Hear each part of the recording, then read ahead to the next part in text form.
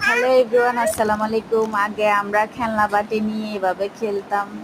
তো নিজের মেয়েকে দেখে এটাই মনে পড়ে গেল যে ছোটবেলায় আমরা এভাবে খেলতাম খেলনা বাটি নিয়ে। এখন আমার মেয়ে খেলছে, দেখতে অনেক ভালোই লাগে।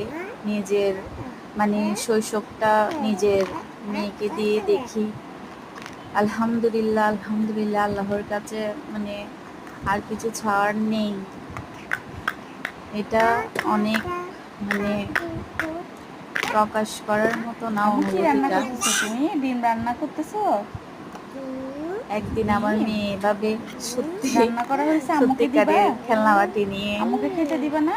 খেলবে, ডিম এভাবে রান্না করবে বাসায়।